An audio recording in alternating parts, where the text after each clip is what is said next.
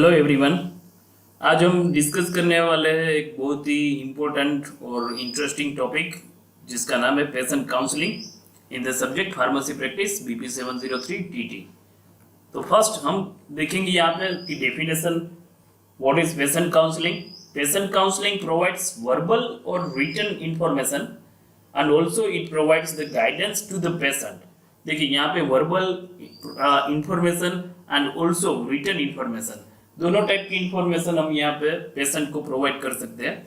Verbal मतलब generally क्या होता है कि हम डायरेक्टली कम्युनिकेट करते हैं, ओरली हम डायरेक्टली पेशेंट को बोल सकते हैं। यहाँ पे फार्मासिस्ट है, ही विल कम्युनिकेट और he will do the counselling with the verbal communication. And another one that is the written information, मतलब आप कोई लिफलेट दे सकते हैं, ड्रग के बारे में अगर कोई इंफॉर्मेशन नोट्स है तो वो आप दे सकते हैं। So by this way anyhow the pharmacist he will do the counseling and he will provide the guidance to the patient, and also he will do the guidance about, he will give the guidance about the direction to use medicine का use कैसे करना है, which are the precaution that is required, which are the safety measures and storage of the medicine। देखिए कहाँ पे store करना है medicine को, इसके बारे में इंफॉर्मेशन भी यहाँ पे पेशेंट काउंसलिंग में पूरी की पूरी जानकारी है जो फार्मासिस्ट को वो कम्युनिकेट करनी है टू द पेशेंट। अगर हम दूसरी एक डेफिनेशन भी यहाँ पे लिखी है मैंने, patient counselling it refers to the process, ये एक प्रोसेस है of providing vital information, advice and assistance to help you that means यहाँ पे पेशेंट के बारे में लिखा है विथ योर मेडिकेशन, मतलब आपको मेडिकेशन कैसे यूज करना है, what the information regarding the medicine, then which are the advice that is required and assistance about your medication and to ensure you take them properly, मतलब उनका सही इस्तेमाल कैसे करें उसके बारे में जो भी इंफॉर्मेशन है वो पूरी की पूरी जानकारी है वो पेशेंट काउंसलिंग से मिलेगी। This also includes important information about the patient illness and lifestyle, मतलब डिसीज कंडीशन जो भी है उसके बारे में भी यहाँ पे फार्मासिस्ट है वो प्रॉपरली इंफॉर्मेशन देगा। और लाइफस्टाइल, अगर कोई लाइफस्टाइल में कुछ चेंजेस करने की जरूरत है तो इसके बारे में भी पूरी इंफॉर्मेशन है वो पेशेंट काउंसलिंग के माध्यम से यहाँ पे फार्मासिस्ट है he will communicate to the patient. So these are the definition of the patient counselling. Now role of pharmacist in patient counselling, pharmacist का क्या रोल है पेशेंट काउंसलिंग में? Due to heavy patient load most of registered medical practitioner have little time for the patient counseling। देखिए generally अगर हम कोई hospital के बारे में अगर कंसीडर करें तो यहाँ पे या फिर कोई मेडिकल स्टोर है या फिर ड्रग स्टोर है उसके बारे में कंसीडर करें तो जनरली यहाँ पे एक हेवी पेशेंट लोड रहता है, जो भी अगर उनका पीक टाइम है तो वहाँ पे वो टाइम पे रश मैक्सिमम रहेगी। तो इसके कारण क्या है कि फार्मासिस्ट के पास इतना टाइम नहीं रहता है काउंसलिंग करने के लिए, and therefore many patients do not get enough information about their medication। इसके कारण क्या हो सकता है कि भाई जो भी पेशेंट है he cannot ask properly because उनके पास फार्मासिस्ट के पास प्रॉपर टाइम नहीं है, या फिर he is not able to manage or not able to give advice to the patient। तो यहाँ पे क्या होगा, इसके कारण है कई बार ऐसा हो सकता है कि मेडिकेशन है उसका यूज कैसे करना है या फिर स्टोर कहाँ पे करना है, तो इसके बारे में प्रॉपर इंफॉर्मेशन पेशेंट को नहीं रहेगी और इसके कारण जो भी डिसीज है वो डिसीज प्रॉपरली क्योर नहीं होगी।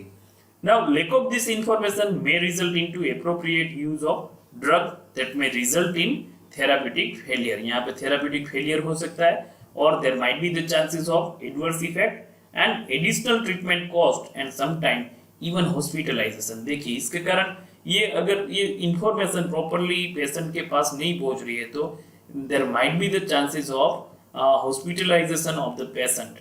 और यहाँ पे कई बार ऐसा भी हो सकता है कि अगर प्रॉपरली यूज नहीं हो रहा है, थेराप्यूटिक इफेक्ट प्रॉपरली नहीं मिल रही है तो ट्रीटमेंट कॉस्ट जो उनका है वो भी बढ़ सकता है पेशेंट का। तो यहाँ पे ओवरऑल अगर हम देखें तो फार्मासिस्ट अगर या फिर patient if he is not able to communicate with the pharmacist तो यहाँ पे थेराप्यूटिक फेलियर का चांसेस है। Therefore, community pharmacists and hospital pharmacists can be trained for this role, which help to reduce or solve many drug use related problem and their consequences। मतलब यहाँ पे अगर community pharmacist है या फिर hospital pharmacist है, if he is trained about the counselling, then यहाँ पे जो भी ड्रग रिलेटेड प्रॉब्लम आ रहे हैं या फिर जो भी दूसरा कोई प्रॉब्लम है या फिर थेरापेटिक फेलियर का प्रॉब्लम है, तो इनको हम रिड्यूस कर सकते हैं या फिर we can remove such things. So these are the role of the pharmacist in patient counseling. Now, outcomes of patient counseling. Patient understand about their illness and the role of the medication in its treatment. देखिए यहाँ पे outcome के तौर पे अगर हम बोले तो ये पता चल सकता है कि भाई पेशेंट को खुद को पता चलेगा कि भाई मेडिकेशन का रोल क्या है मेरी ट्रीटमेंट के अंदर, and also he can understand about their illness, about their disease, develops ability in patient to adhere to the treatment regiment. It will develops one type of ability, मतलब यहाँ पे patient को जो भी है वो ड्रग या फिर जो भी ट्रीटमेंट चल रही है तो उनको स्ट्रिक्टली फॉलो करेंगे, और we can say it will improve the medication adherence, मतलब यहाँ पे मेडिकेशन एडियरेंस है वो इम्प्रूव होगा. Then prepare patient to deal with any side effect and drug interaction that might be developed during the course of drug therapy. यहाँ पे अगर कोई बार ऐसा भी हो सकता है कोई साइड इफेक्ट डेवलप हो रही है या फिर there is chances of drug interaction, तो इसके बारे में पहले से अगर पेशेंट काउंसलिंग प्रॉपरली हुआ है तो इसके बारे में जो भी इंफॉर्मेशन है वो फार्मासिस्ट है वो पेशेंट को कम्युनिकेट कर सकते हैं. तो यहाँ पे क्या है, पेशेंट को भी ये सब जानकारी रहेगी, भाई यहाँ पे ये साइड इफेक्ट आ सकती है या फिर ये ड्रग इंटरेक्शन का चांसेस है, तो ये सभी इंफॉर्मेशन या फिर हम कह सकते हैं कि ये आउटकम है पेशेंट काउंसलिंग का. Then, since patient become informed and understood the importance of the treatment, incidence of medication errors के बारे में भी मालूम पड़ेगा, adverse effect and unnecessary treatment cost are reduced. देखिए ये सभी इंफॉर्मेशन अगर पेशेंट के पास प्रॉपरली है तो इससे क्या होगा, unnecessary treatment cost है that will be reduced, and also the medication error, chances of medication error that will be reduced. Effective patient counseling establish a strong professional relationship between the patient and pharmacist. यहाँ पे एक professional relationship भी develop होगा in between the patient and pharmacist, और इसका direct benefit है that will be to the patient. So these are the outcome of patient counseling. Now essential requirement for patient counseling. Patient counseling के लिए क्या important चीज है या फिर which are the requirement? For effective patient counseling, the pharmacist should be familiar with the pathophysiology and therapeutics of the patient's complaint. देखिए यहाँ पे फार्मासिस्ट को पूरा इंफॉर्मेशन या फिर पूरी इंफॉर्मेशन होनी चाहिए regarding the pathophysiology and therapeutics of the patient complaint, या फिर जो भी डिसीज कंडीशन है उसके बारे में पूरी इंफॉर्मेशन होनी चाहिए.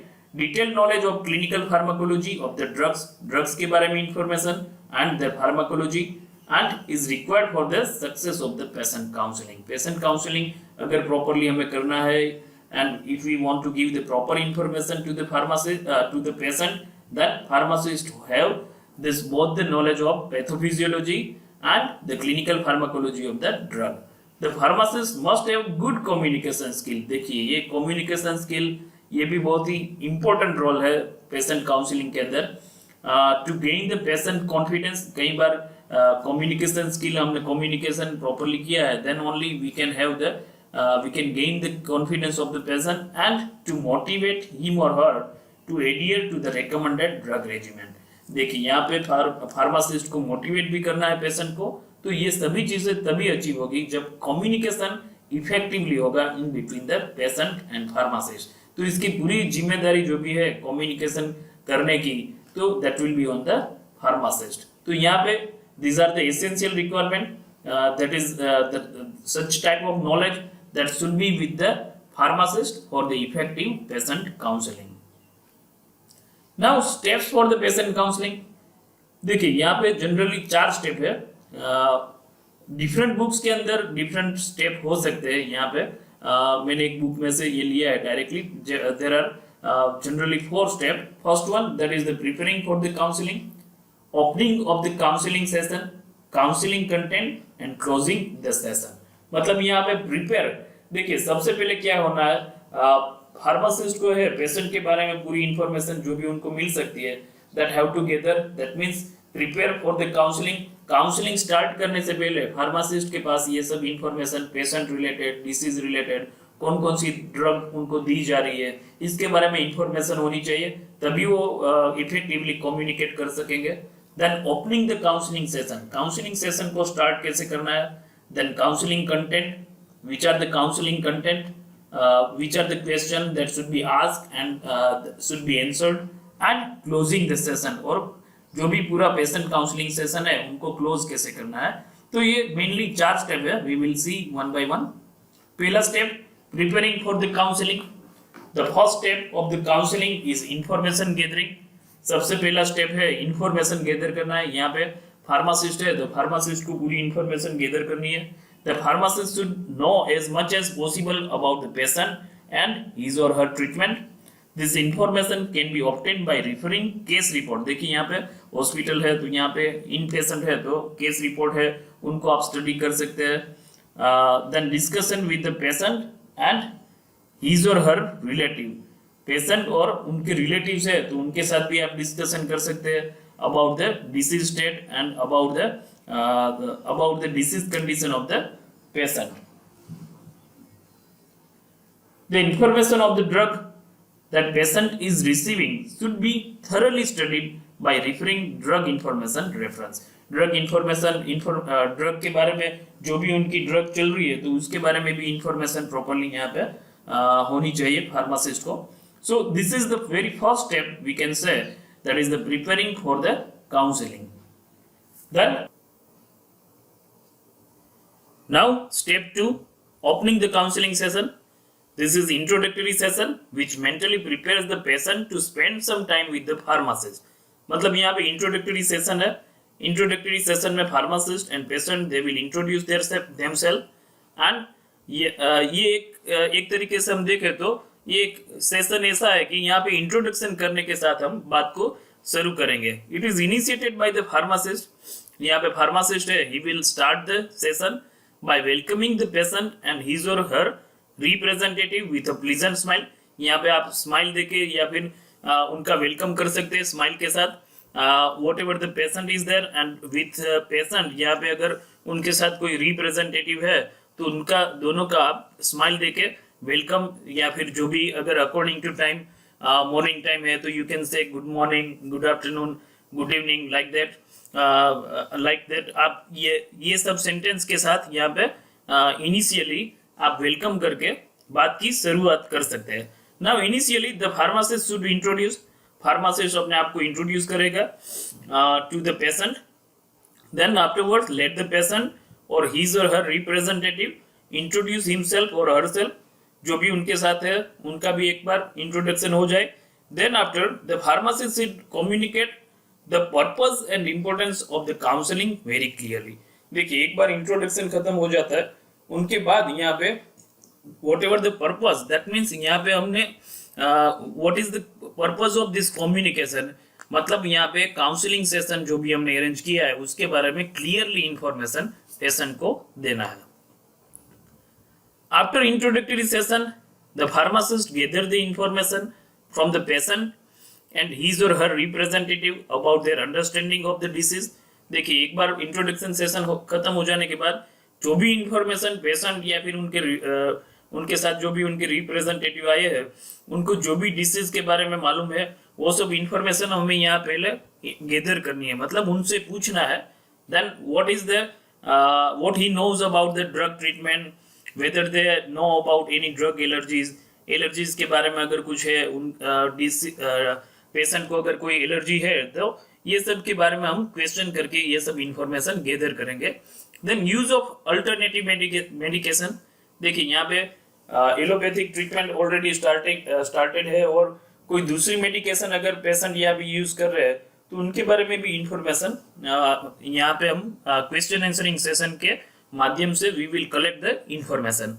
एंड पर्सनल हैबिट, देखिए कई बार कोई पर्सनल हैबिट रहती है तो स्मोकिंग या फिर कंजप्शन ऑफ अल्कोहल, तो ये भी कोई पर्सनल हैबिट है तो इसके बारे में we will ask to the patient or whatever the representative is there, we can ask to him also and we can collect the information.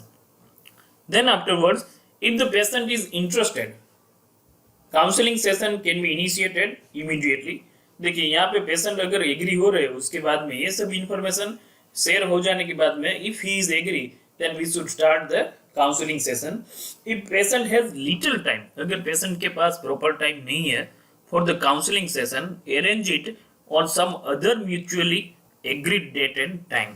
मतलब यहाँ पे अगर पेशेंट के पास प्रॉपर टाइम नहीं है, if he is not free, देखिए ये पेशेंट काउंसलिंग के लिए टाइम ज़्यादा लगेगा, अगर इसके लिए उनके पास इनफ टाइम नहीं है, then we can have some other time, we can arrange some other time by mutual understanding of each other. Now step 3, counseling content.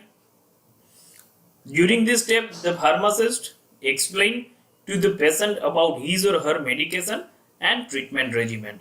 यहाँ पे पेशेंट को इन्फॉर्म करना है about the medication and what ever the treatment that is going on. Now meanwhile this session, counselling session, ये counselling content मतलब यहाँ पे counselling का सेशन, अभी क्वेश्चन आंसरिंग स्टार्ट हो रहे हैं या फिर हम काउंसलिंग कर रहे हैं। So now the topics that are commonly covered during the counselling that includes name and strength of medication. देखिए यहाँ पे ये सभी चीजें हमें डिस्कस करनी है। What is the name, strength of medication, the purpose of the prescription of medication. देखिए यहाँ पे 2 वे प्रोसेस है। पहले आप पेशेंट को पूछ सकते हैं, उसके बाद में अगर पेशेंट को इसके बारे में कोई इन्फॉर्मेशन नहीं है, then pharmacist has to give the information to the patient. The purpose of prescription of medication, then how medication work, then what is the dosages regimen, what is the frequency and duration of treatment, कितने दिनों के लिए। देखिए कुछ chronic illness है, chronic treatment के लिए, chronic disease के लिए हमें ड्यूरेशन ऑफ ट्रीटमेंट ये भी यहाँ पे पेशेंट को इन्फॉर्म करना चाहिए। अगर स्पेशली टीबी के लिए है, ट्यूबरक्यूलोसिस के लिए, तो पेशेंट को हमें वो इन्फॉर्म करना पड़ेगा कि भाई ये ट्रीटमेंट है, ये इतने दिनों के लिए चलेगी। या फिर कोई एंटीबायोटिक, अगर एंटीबायोटिक की ट्रीटमेंट चल रही है तो यहाँ पे भी हमें प्रॉपरली इन्फॉर्म करना पड़ेगा कि भाई इतने दिनों के लिए ये ट्रीटमेंट चलेगी। Then expected duration of treatment, duration कितना रह सकता है, what is the expected duration of the treatment, that also we should inform and we should discuss to the patient, with the patient. Then any changes if required in daily routine। देखिए बहुत बार diet में या फिर कोई patient है, if he is doing exercise, so such a things, such a routine should be changed if some treatment is going on। तो ये चीजें हमें डिस्कस करनी पड़ेगी और इसके मुताबिक pharmacist has to give the suggestion to the patient. Then expected benefits of the treatment, possible adverse effect, then possible interaction with the food। देखिए कई बार ऐसा रहता है कि फूड के साथ कई बार इंटरेक्शन होता है, तो इसके बारे में भी इंफॉर्मेशन है, या फिर जो भी नेसेसरी रिक्वायरमेंट है। कई बार ऐसा होता है कि भाई मिल्क के साथ हम कुछ ड्रग है, it shows the drug interaction, so it should be clearly inform to the patient whether he can take the milk or not। Then direction on storage, drug को, मेडिसिन को कहाँ पे स्टोर करना है। What to do if a dose is miss, देखिए कई बार dose है वो मिस हो जाता है, तो क्या करना है ये कंडीशन में, that should be inform to the patient. Then special monitoring requirement, for example blood test. देखिए यहाँ पे कई बार ऐसा होता है कि कुछ डिसीज के अंदर स्पेशली अगर हम हाइपोग्लाइसेमिक कंडीशन या फिर हाइपोग्लाइसेमिया है, डायबिटिक पेशेंट है, तो उनके लिए भी we can recommend that there should be some blood test करना पड़ेगा, या फिर शुगर लेवल है that should be measured। तो स्पेशल मॉनिटरिंग अगर यहाँ पे कुछ जरूरत है, कई बार है सीबीसी डॉक्टर प्रिस्क्राइब करते हैं कि भाई 3 दिन के बाद आप सीबीसी करवा लीजिए। तो जो भी है टेस्ट या फिर ब्लड टेस्ट अगर रिक्वायर्ड है, तो इसके बारे में भी फार्मासिस्ट है, he has to give information to the patient। Then some other important point about the counseling content। देखिए यहाँ पे pharmacist must give emphasize on benefit of the prescribed medication. यहाँ पे हमें जो भी मेडिकेशन प्रिस्क्राइब किया है उसके क्या क्या बेनिफिट है उसके ऊपर भार देना है, उनको एक्सप्लेन करना है कि भाई ये मेडिकेशन आप प्रॉपरली लेंगे तो आपकी डिसीज है वो क्योर हो जाएगी और आप ठीक हो जाएंगे। Pharmacist should not discuss the side effect in too much detail to avoid possible discontinuation of therapy by the patient at his own। That means यहाँ पे ज्यादा साइड इफेक्ट, इतनी साइड इफेक्ट्स, ये ड्रग है इसकी ये साइड इफेक्ट है, वो साइड इफेक्ट है, ये भी हो सकता है आपको, वो भी हो सकता है, ज्यादा इतना डिस्कस करने की जरूरत नहीं है। अगर कोई इंपॉर्टेंट चीज है, देखिए any particular side effect where the patient must take care should only be highlighted. For example, drowsiness by antihistaminics. अगर आप antihistaminics ले रहे हैं तो आपको sedation या फिर drowsiness हो सकता है। तो ये कॉमन इंफॉर्मेशन है, इतनी आप दे तो ठीक है, वरना ज्यादा इंफॉर्मेशन, ज्यादा साइड इफेक्ट तो पेशेंट को क्या वो एक तरीके से डर हो जाएगा कि भाई इतनी ज्यादा साइड इफेक्ट है तो इसके लिए मुझे ये मेडिकेशन नहीं लेना है, कुछ और मेडिसिन में लूंगा। तो do not discuss much about the side effect. Then pharmacist must provide any other supportive information demanded by the patient or his or her representative. अगर कोई दूसरी इंफॉर्मेशन उनको चाहिए तो इसके बारे में भी या फिर कोई लीफलेट है या फिर कोई पिक्टोरियल व्यू है, कोई चार्ट है, तो ऐसी कोई इंफॉर्मेशन के थ्रू हम ड्रग के बारे में इंफॉर्मेशन है तो ये पेशेंट को कम्युनिकेट कर सकते हैं। In case the information required can not be provided immediately, then pharmacist is expected to note down and collect information required which can be forwarded to the patient or his or her representative. देखिए कई बार कुछ ऐसे question रहते हैं patient के दिमाग में जो जिसके बारे में अगर फार्मासिस्ट को इंफॉर्मेशन ना हो, immediately we cannot have the information about the particular question, then in such a condition in such a condition pharmacist he can note down such a things, and later on after gathering the information about such a question he can communicate उनको directly patient को या फिर उनके जो भी representative है, उनके relative है, उनको वो कम्युनिकेट कर सकते हैं। लेकिन यहाँ पे जो भी इंफॉर्मेशन फार्मासिस्ट प्रोवाइड कर रहे हैं या फिर जो भी information that has been asked by the patient, तो proper information that should be reach to the patient, जो भी इंफॉर्मेशन है वो सही होनी चाहिए। Then last one step, that is the closing the session. It is summarizing step and covers some general aspect as follows. For example, pharmacist must ensure that the patient or his or her representative has understood the discussion and can be assessed by the feedback question. देखिए यहाँ पे properly हमें ensure करना है कि whether the patient and his relative they have understood clearly or not, and also the pharmacist can take one of the feedback also, and for that he can give feedback questionnaires आप दे सकते हैं। मतलब patient को feedback के माध्यम से आप पूछ सकते हैं कि भाई उनको प्रॉपरली जो भी इंफॉर्मेशन दी है अब तक तो वो प्रॉपरली समझ में आई है या नहीं।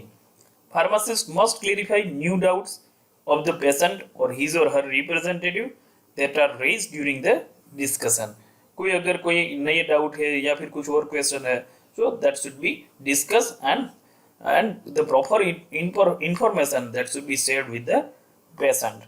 At the end of this step, pharmacist must summarize the main point in logical order. यहाँ पे at the last step, अगर last step यहाँ पे काउंसलिंग जब खत्म हो रहा है तो उसके पहले pharmacist he has to summarize, यहाँ पे जो भी इंफॉर्मेशन पूरी दी है फार्मासिस्ट ने that should be summarized, और उनको जो भी प्रिकॉशन लेना है उसके बारे में पूरी इंफॉर्मेशन है एक बार फिर से रिपीट करके पेशेंट को एक्सप्लेन करनी चाहिए। तो ये मेनली 4 स्टेप है and we are ending over here. So in this video हमने यहाँ पे पेशेंट काउंसलिंग, इसकी definition, role of pharmacist in patient counselling, then we discuss about the outcome of the patient counselling, then essential requirement for the patient counselling, and then afterwards we discuss about the steps for patient counseling, which includes preparing for the counseling, then afterwards opening the counseling session, counseling content, and we discuss about the closing of the session.